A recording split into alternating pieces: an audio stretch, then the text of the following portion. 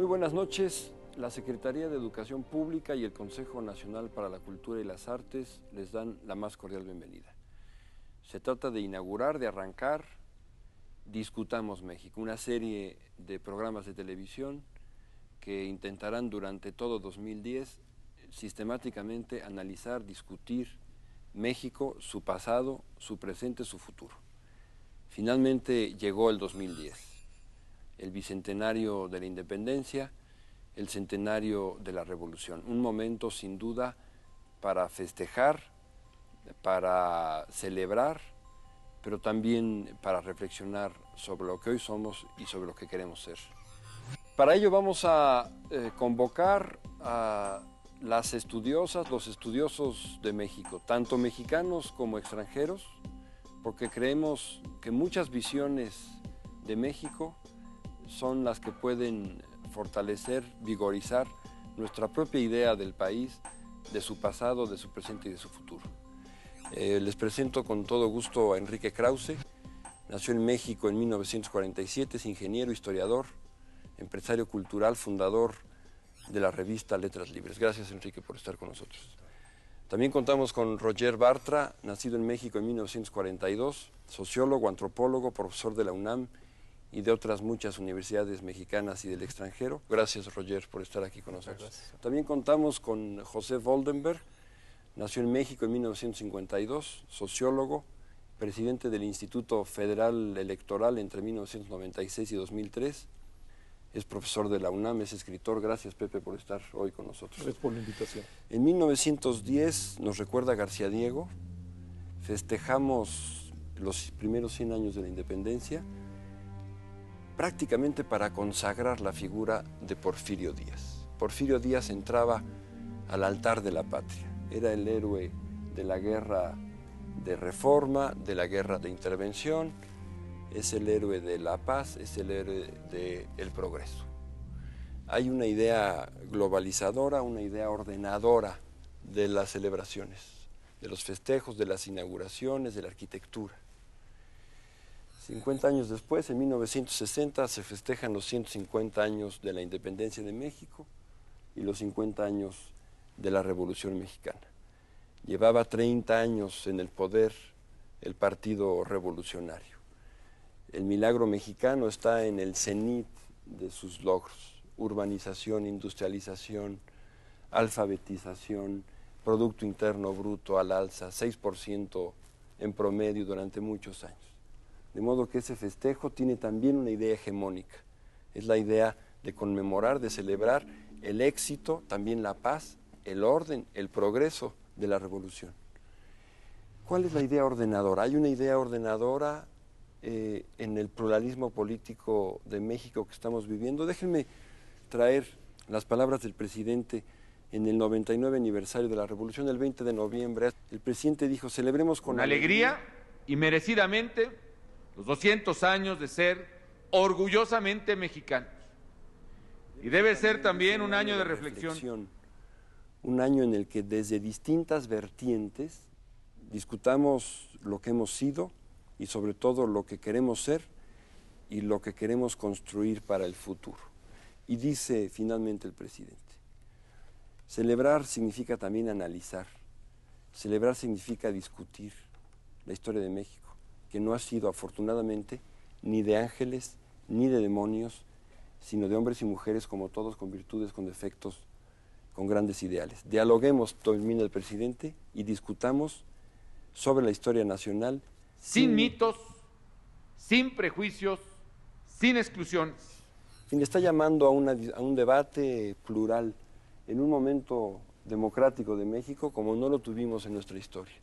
Puede haber una idea ordenadora, una idea eje, un concepto hegemónico en el momento que vivimos en torno al bicentenario y al centenario que estamos celebrando, Enrique.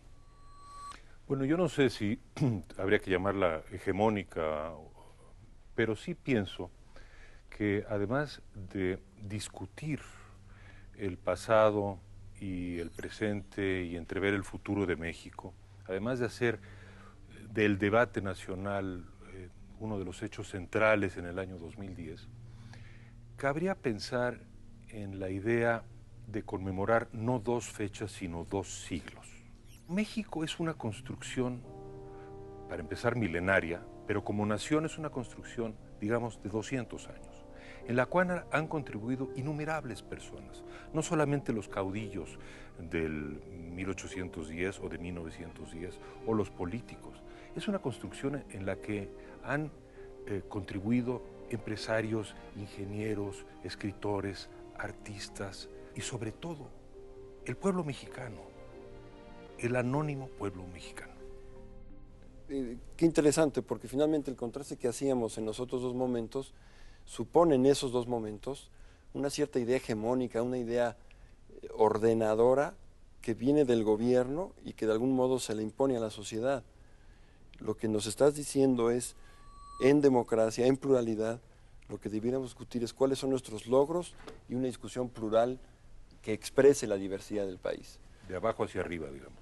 Bueno, yo justamente pertenezco a una generación que se lanza a la vida estudiantil y política en los años 60.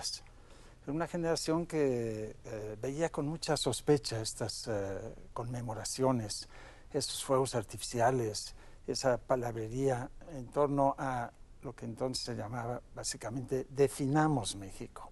Ahora estamos planteando algo muy diferente, discutamos México, y esta idea realmente me gusta mucho. Me gusta mucho porque de alguna manera sí recupera ese espíritu contracultural, crítico, de discutir los fundamentos de la nación, los fundamentos de la identidad tan característica de los años 60 y que cristalizó en un movimiento estudiantil muy importante y en el mítico año de 1968. Yo creo que esa rebelión de alguna manera tuvo sus frutos y yo realmente estoy muy contento de estar participando en una reunión así, en que estamos inaugurando una serie que invita a discutir, no a definir, no a cerrar el círculo, sino a abrir el espacio.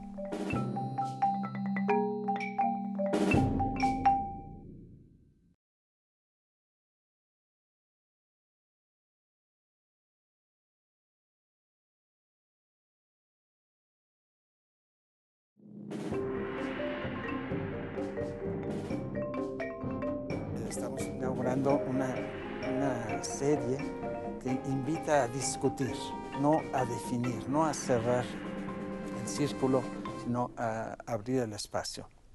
Finalmente, también parece haber una reacción del México moderno en contra de toda idea fosilizada de lo nacional.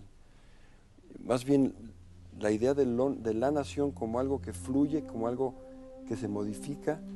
Los patrones de identidad no están congelados. Debiéramos también quizá discutir nuestro concepto de nación desde una perspectiva dinámica, como de hecho lo ha sido históricamente. Bueno, sin duda, un poco siguiendo lo que se ha dicho, y si comparamos lo que va a suceder a lo largo de este año con lo que sucedió en los 60s, yo creo que podemos vislumbrar con toda claridad cuáles son los cambios que han marcado a México, porque para los años 60 o para 1960, estos procesos de modernización, de urbanización, de alfabetización, de una cierta industrialización, estaban ahí, estaban en curso, y eso estaba generando una cierta pluralidad, y de ahí buena parte de la conflictividad que vivimos con posterioridad. No solamente el movimiento del 68, sino conflictos en muchas áreas de la vida política. Hoy, creo yo, la pluralidad tiene un cauce de expresión y de convivencia, y desde esa pluralidad, que es pluralidad cultural, religiosa, ideológica, política, desde esa pluralidad creo que sí podemos pensar en el concepto de nación desde un punto de vista moderno. Es decir, ¿qué nos hace a todos los miembros de una nación iguales? Yo creo que la capacidad de ser ciudadanos, en el sentido de que tenemos una serie de derechos comunes y una serie de obligaciones comunes. Ya no la nación como algo inmanente, digamos, a la cual pertenecemos como un todo orgánico, sino yo creo que la nación hoy tiene que ser pensado en términos plurales y que afortunadamente tenemos las condiciones políticas que no existían en el pasado para que esa pluralidad de visiones pues emerjan, compitan, discutan de manera pues que puede ser muy productiva para México, ¿no? De modo pues que estamos ante la posibilidad de discutir abierta públicamente desde una perspectiva totalmente plural la historia de México y la identidad de la nación en ese momento. Pero sin duda para eso tenemos que discutir qué sabemos, qué ignoramos de México, no solamente es una perspectiva académica, sino también social. Enrique, ¿qué sabemos, qué ignoramos, cuáles son nuestros propios mitos que igual no nos dejan ver con claridad el momento histórico presente? Yo creo que sabemos mucho, mucho menos de lo que creemos saber. Parecería que como que la mitad de la historia de México nos pasó de noche. Voy a poner algunos ejemplos de lo que creemos saber y no sabemos. Hay un imperialismo de algunas etapas históricas sobre otras. Nos hemos concentrado mucho en la revolución y en la independencia y también en la conquista. Advirtamos 3 momentos traumáticos y violentos y nos hemos olvidado un poco de aquellos momentos de orden o de un orden relativo. Sabemos menos de la época colonial, sobre todo del siglo XVII, menos del difícil arranque de la nación en el XIX, menos del porfiriato. Hay también un imperialismo del centro sobre la periferia. Nos hemos concentrado mucho en la historia nacional centrada en la Ciudad de México y menos en la historia de la periferia de México, lo que Luis González llamaba la microhistoria. También hay un imperialismo de los géneros. Hemos privilegiado mucho tradicionalmente la historia política sobre la historia económica, social, cultural, militar, eclesiástica, etc. De modo que sabemos menos de lo que creemos. ¿Qué ignoramos? Cuando hablo de la mitad de nuestra historia, por ejemplo, me refiero a esto. Debido a la tradición de la historia liberal y revolucionaria, se bloqueó la historia eclesiástica de México. Pero la historia de la Iglesia en México es una historia importantísima, si lo que queremos es saber sobre nuestro país. Alguien decía que hay la historia para el poder y la historia para el saber. La historia que México debe perseguir ahora es la historia del saber. Debemos conocer a nuestro país para poder entender y cambiarlo. Para bien, nuestra historia ha sido dictada demasiado por el poder. El poder y sus mitos. Y entre los mitos centrales está esa extraña continuidad de los 3 momentos traumáticos: la conquista, la independencia y la revolución. Como si los largos 5 siglos de relativa paz o de construcción centenaria de este país, construcción de valores, construcción de cultura, construcción de arte, construcción de empresa, construcción de infraestructura, como si esos 5 siglos fueran de menor importancia que de los momentos violentos y traumáticos. Mexicanos al grito de guerra. Un país nacido además con un grito. Creo que para el siglo XXI necesitamos menos gritos y más conocimientos. Pepe, ¿qué ignoramos, qué sabemos de la historia de México? Bueno, la pregunta, como bien decía Enrique, es una pregunta enorme. Y creo que cuando hablamos de este plural, ¿qué sabemos? Por lo menos habría que diferenciarlo en tres esferas. Yo creo que la academia en materia de historia ha avanzado muchísimo en los últimos 25 años. Hace algunos días leía un texto de Enrique Florescano, donde él contó de manera puntual, establecía cómo en los últimos 25 años nuestra idea de lo que fueron los reinos maya se ha modificado de manera radical. Es decir, en el circuito académico, quienes hacen investigación de carácter histórica, hoy nos presentan un bagaje amplísimo. Pero yo me preguntaría, ¿qué sucede en el circuito escolar? Para contestar qué sabemos, y luego, ¿qué sabemos el mexicano, digamos, del común, si es que eso existe, ¿no? Porque creo que los lazos de comunicación entre lo que se está produciendo el día de hoy en las instituciones dedicadas a la investigación histórica, lo que se enseña a los niños y jóvenes en las escuelas y lo que sabemos la gente del común sobre la historia de México, tiene enormes rupturas. Y siguiendo también la idea que ponía sobre la mesa Enrique, a veces también tengo la impresión que subrayamos las tintas en los momentos traumáticos, revolucionarios, de cambio violento a lo largo de la historia de México. Y que los momentos de construcción, de edificación, son momentos que no reciben suficiente atención. Y se podría enumerar pues, enormes campos, es decir, la historia del seguro social o del ISSSTE, o que las carreteras en el país o las presas, pero también en las artes, en la cultura. Todo eso va conformando a esta comunidad que llamamos México, y que ojalá toda esa experiencia también sea recogida en la historia que se transmite a niños y a jóvenes. A mí, igual que a Pepe y a Enrique, la pregunta me pone nervioso, digamos, directamente. Porque realmente cuando hacemos la pregunta de esta forma, creo que estamos evocando una historia oficial, opresiva, de mármol, generalmente aburrida, ¿no? Que los niños memorizan mecánicamente y después más o menos olvidan. Les quedan mitos, ángeles y demonios, efectivamente.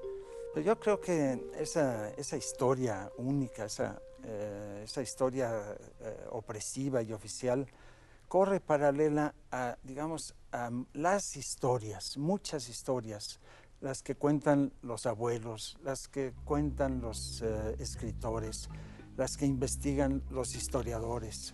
Son muchas historias, las que están en la memoria de muchas familias, la que vamos transmitiendo. Y esas historias son las que ahora yo creo tenemos que rescatar, porque nos van a abrir paso a nuevas visiones. Yo creo que hay que resistir a la tentación de unificarlas, ¿no? Yo creo que en su pluralidad son sumamente interesantes, son puertas que nos llevan a mundos distintos. ¿Acaso hay gente ahí que hace las cosas de manera muy diferente y nos cuesta mucho trabajo entenderlo? Pero de eso se trata justamente, porque son historias que nos van a llevar a entender la cultura, la vida cotidiana, las anécdotas de los antihéroes, de los malos de la historia, no solamente los héroes, etc. Y eso nos hace pensar mucho. Yo creo que hacia ahí deberíamos derivar.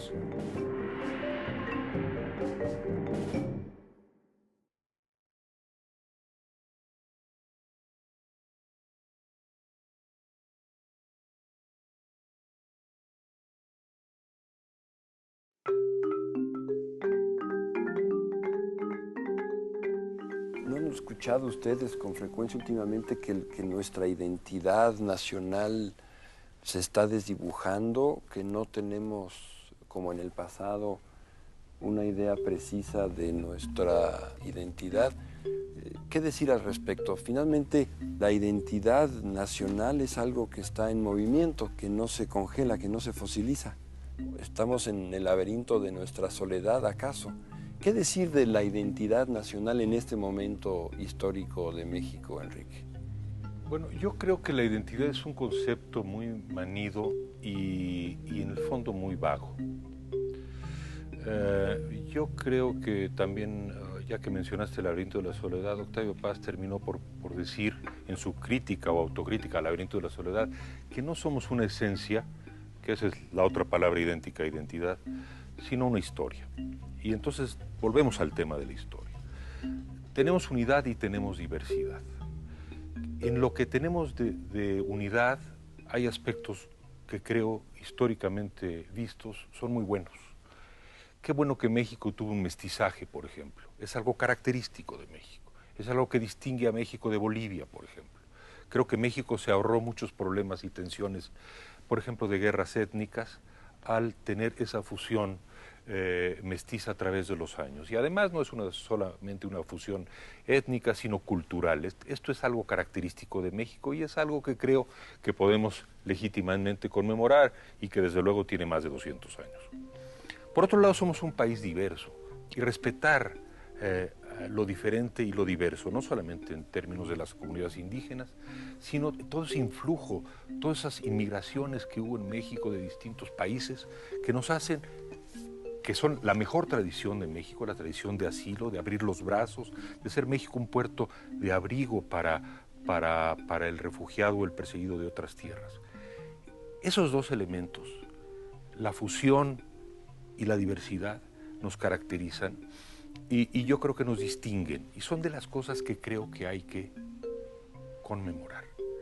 Yo no digo que no festejemos el grito y que no festejemos el desfile y que no festejemos a Madero, eso, todo está muy bien, pero volvamos a darle voz, démosle voz a lo mucho que hemos hecho a través de la historia.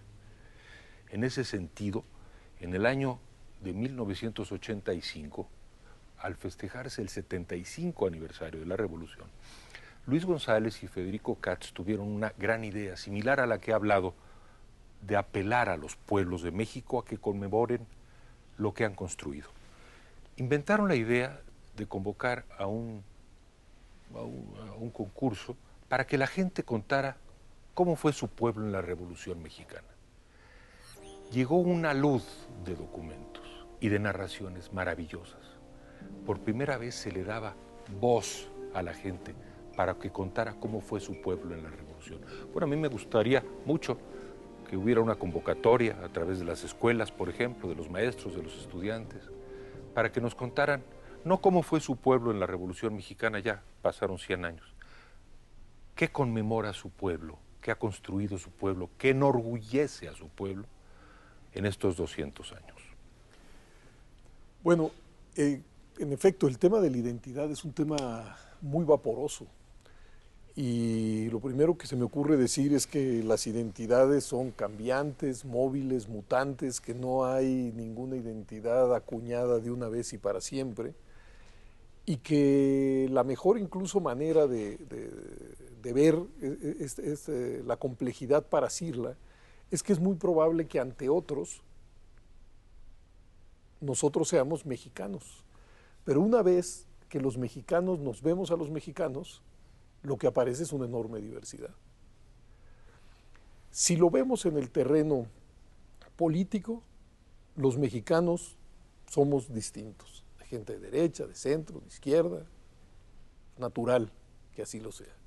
Si lo vemos en el terreno religioso, aunque hay, digamos, el catolicismo es la religión predominante, hay otras y hay quienes no creen en ninguna de ellas.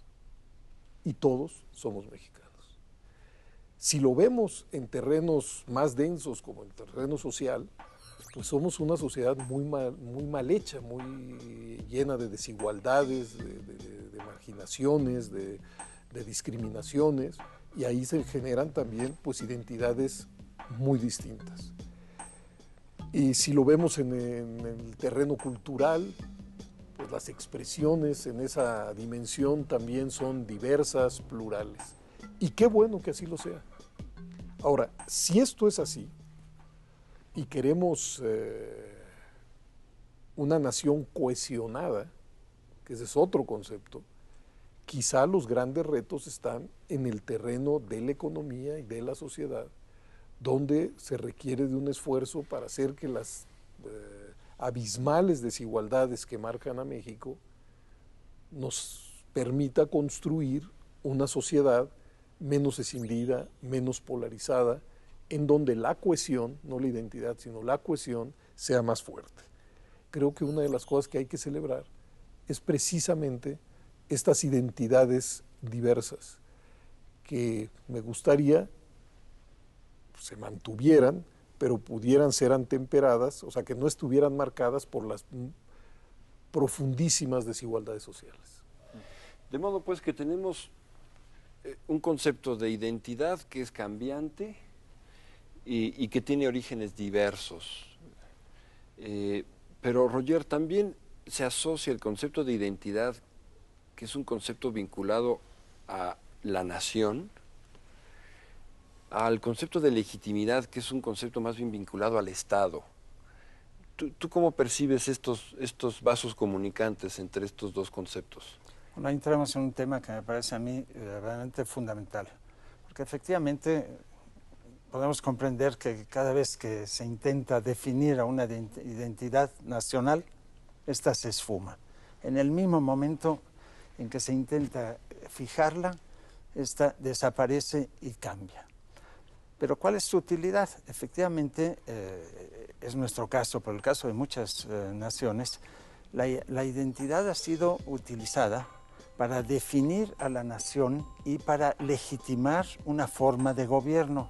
Esa ha sido nuestra historia, esa ha sido nuestra tradición. Y por eso cuando se tocan temas de identidad, saltan enseguida los problemas políticos de inmediato.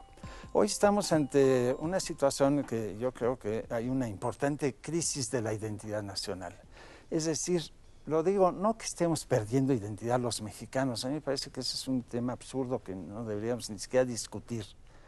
Lo que sí está en crisis como identidad es la identidad nacional como fundamento de una forma de gobierno y, lo que ha sido en nuestro país, una forma autoritaria de gobierno. Y esto nos lleva a pensar que hay otras alternativas. El Estado se puede fundar en una condición postnacional, como lo ha dicho muy bien Habermas, fundar en la soberanía de un Estado sobre un territorio, un orden legal fundada en leyes y en la idea de ciudadanía, es decir, en la democracia. Y eso es justamente a lo que nos estamos enfrentando. ¿Puede el gobierno mexicano en nuestros días legitimarse sin acudir a las rancias nociones de identidad nacional tan ligadas a la tradición autoritaria? Yo digo que sí se puede, pero sin duda es un proceso difícil, largo y complejo.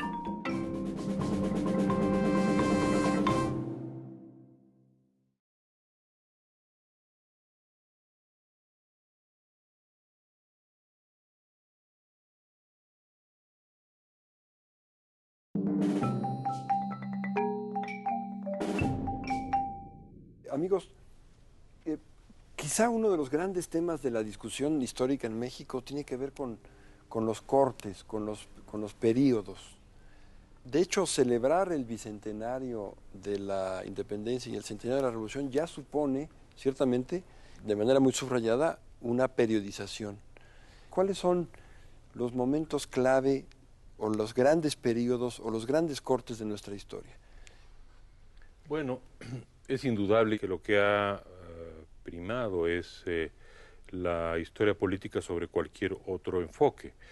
Pero Luis González proponía periodizaciones distintas, mucho más amplias, basadas más bien en el código de valores, no solo políticos, sino sociales, económicos, la matriz de valores que el país adoptó, una buena parte del país adoptó a través de los siglos. Y entonces, si atendemos a esa idea de Luis González, hay una periodización muy distinta, menos accidentada, más amplia, de periodos y de arcos más amplios.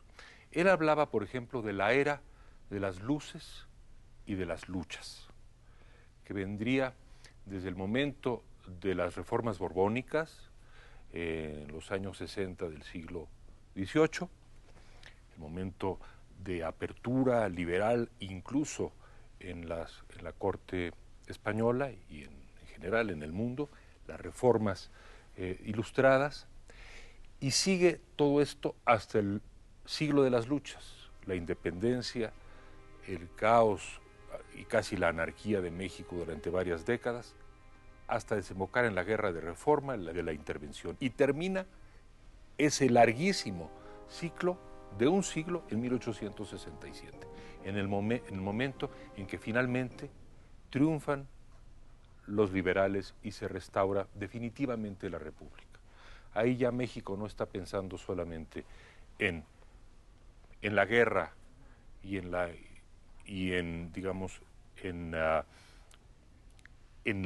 lucha entre conservadores y liberales, sino ya se vuelve hegemónica una nueva matriz de valores. ¿Cuál es esa? Es la era liberal. Es la era liberal que vincula íntimamente la época de Juárez con la de Porfirio Díaz. dos oaxaqueños eminentes que se parecen mucho más, como ellos mismos sabían, se parecen mucho más que lo que la historia de bronce o la historia oficial antigua nos quería hacer entender. Porque compartían mucho más los valores liberales en la política, en la sociedad, en la cultura y en la economía de lo que eran sus diferencias. Y luego, ese mundo, el mundo de la era liberal, entra en un corte súbito justamente en 1910 o 1913.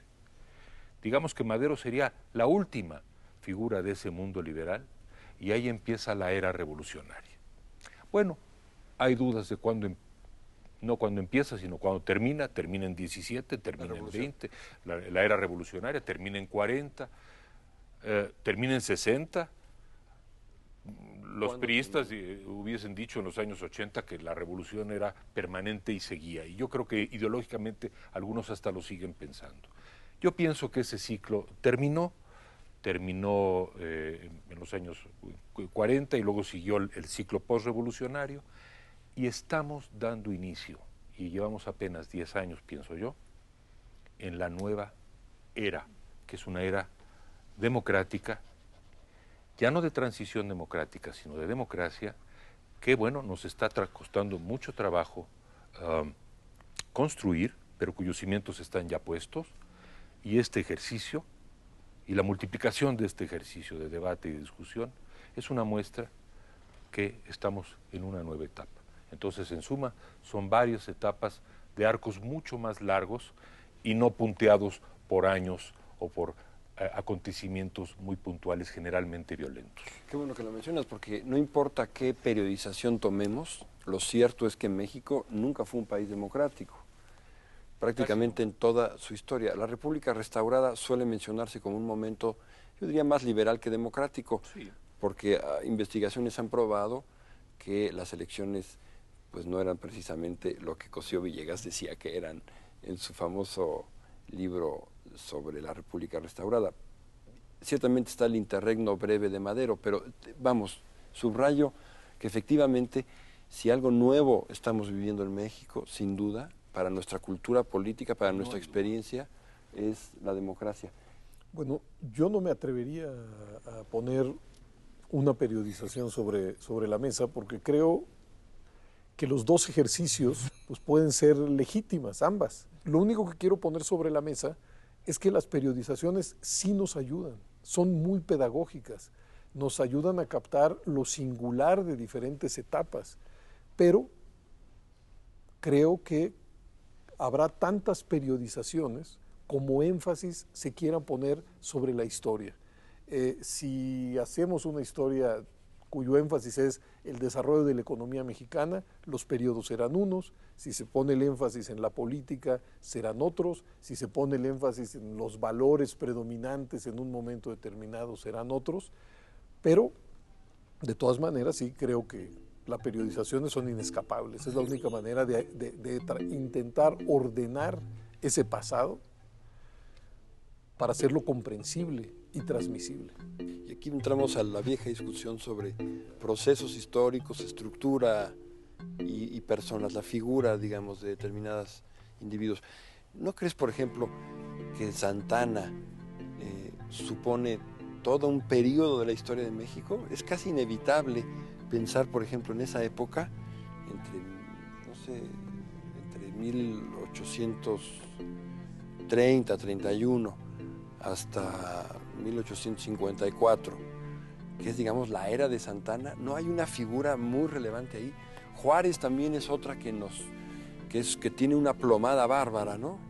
No se diga Porfirio Díaz, no se diga Madero. Es decir, ¿no estamos un poco condenados en México a asociar momentos con personas en particular porque han jugado un papel tan central en nuestra historia? Bueno, eso fue así sobre todo en nuestra confrontación con el siglo XIX, siglo de caudillos y siglo de azonadas y revoluciones, de mucha sangre, digamos. Entonces, efectivamente, podemos adoptar esa perspectiva, y yo creo que da muchísimo, que es muy interesante.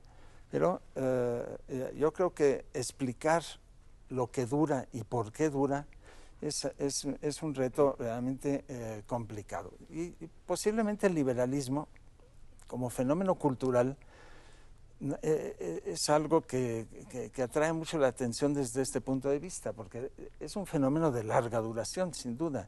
Yo diría, eso lo podríamos discutir, Enrique, pero yo diría que después de la Revolución Mexicana entramos en una fase de liberalismo autoritario nacionalista. Creo que el liberalismo no es enterrado. ¿Después de ¿no? qué momento?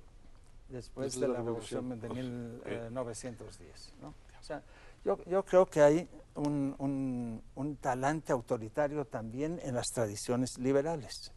El liberalismo puede desembocar en la democracia o puede no desembocar, ¿no? Puede desembocar en un autoritarismo nacionalista y yo creo que es lo que pasó. Pero tenemos así una continuidad. Y hoy mismo estamos no destruyendo el liberalismo, estamos destruyendo o tratando de destruir o erosionar el nacionalismo autoritario que de alguna manera se engarzó con el liberalismo, pero que no es idéntico a él. Y tratamos de rescatar, yo le llamaría un liberalismo democrático y social avanzado, un socialismo democrático me gustaría. ¿Por qué esta larga duración de una cultura liberal me parece un tema fascinante y no es fácil? Yo no tengo una explicación, pero creo que deberíamos intentarlo.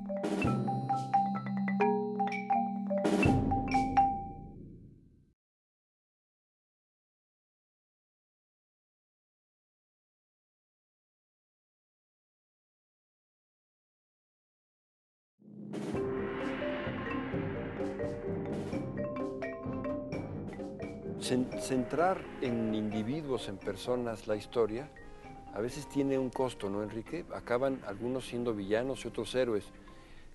Y esto en detrimento de nuestra objetividad para acercarnos a la historia. Sí, bueno, me tocas un tema que me importa mucho, naturalmente, porque yo me he ocupado de la biografía, que es como una hermana menor de la historia.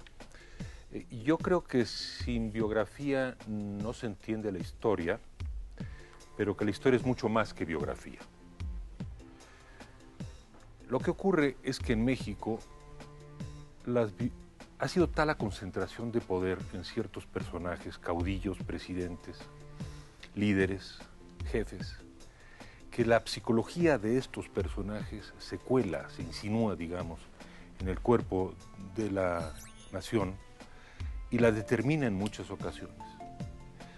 Más para bien que para mal, diría yo, puede verse que a lo largo de 2 siglos, el temple, el carácter, las ideas, las manías, los complejos, los ideales de los personajes marcan mucho a la nación. Por lo tanto, es importante la biografía política. Pero habría que decir también que hay que practicarla en México con mucho mayor riqueza y profundidad. Hacen falta, para empezar, no solamente biografías de políticos, sino biografías de escritores, de eclesiásticos, de empresarios, de militares. Abrir muchísimo más el espectro y el abanico. Porque lo cierto es que en México todavía no contamos con biografías verdaderamente profundas y amplias, como diría yo a la inglesa, en la escuela inglesa, de personajes, digamos, que han destacado. En ese sentido, quiero decir que un enfoque que hermana la periodización con la biografía es la idea de las generaciones. Creo que es muy útil. Simplemente quiero apuntar que la sucesión de generaciones culturales o políticas, estudiarlas ya no al individuo solo, sino al grupo, al elenco, a las élites rectoras en los distintos ámbitos, ayuda mucho a entender cómo ha ido cambiando la historia. Pero termino tomando tu observación sobre los héroes y los villanos. Uno de los defectos más serios de la llamada historia de bronce es el maniqueísmo. pensar en la historia en términos de blanco y negro. O fueron ángeles o fueron demonios. Ni los ángeles fueron tan ángeles, ni los demonios fueron tan demonios. Y frente a la historia mexicana me gusta siempre repetir una frase del gran historiador francés Marc Bloch, que al ver en las paredes de las casas que visitaba cuadros de revolucionarios y cuadros de reaccionarios, adorados por unos e idolatrados por otros, odiados por unos y por otros, decía: robespierristas, anti-robespierristas, ¿por qué no mejor me dicen cómo era Robespierre? Necesitamos comprender a las personas antes que juzgarlas, como si la historia fuera un tribunal de la Inquisición. Gracias, Enrique. Pues se nos ha acabado el tiempo, amigos. Cuánto les aprecio su presencia hoy en Discutamos México. Yo quisiera convocar a los ciudadanos mexicanos, a los televidentes, por supuesto, a que continúen en esta ruta de discusión, de análisis tan importante. Yo algo que extraigo de esta discusión tan rica es que nos acercamos a festejar con ánimo de analizar, bajo la premisa central de que nuestra nación no es un monolito, no es un objeto que haya permanecido intacto en el tiempo, es una identidad que se modifica y, por otro lado, que se nutre de diversísimas fuentes, de diversos países, de diversas influencias.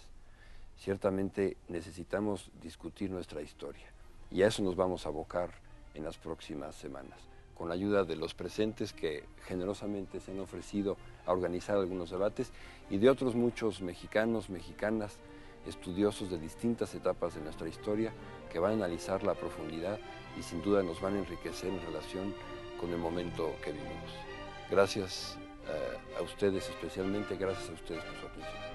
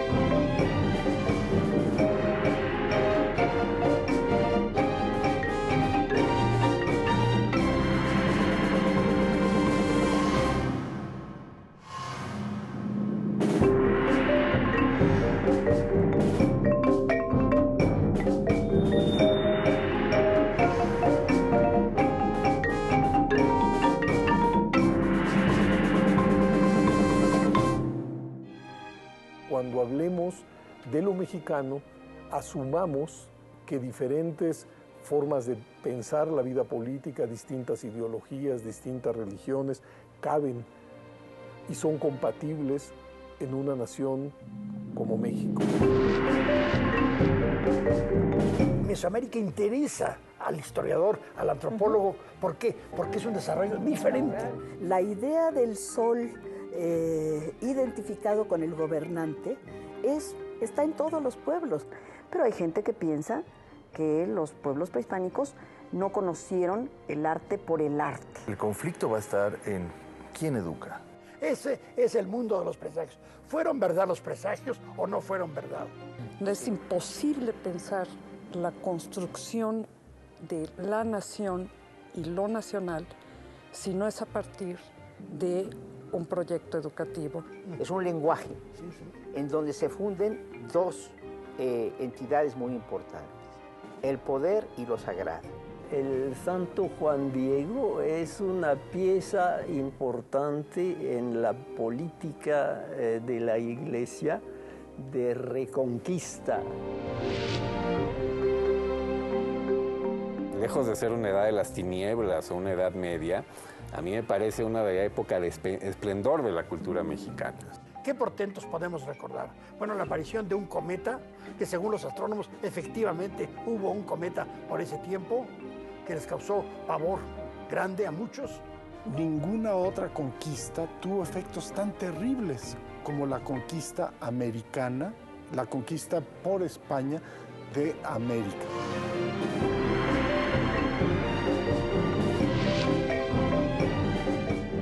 Esa extraña continuidad de los tres momentos traumáticos, la conquista, la independencia y la revolución, como si los largos 5 siglos de relativa paz fueran de menor importancia que de los momentos violentos y traumáticos.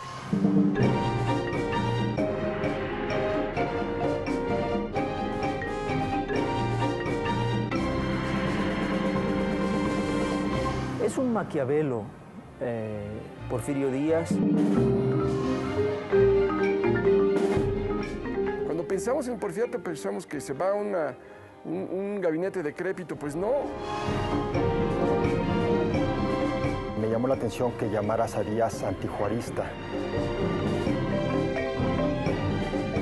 Mexicanos al grito de guerra, un país nacido además con un grito. Creo que para el siglo XXI necesitamos menos gritos y más conocimiento.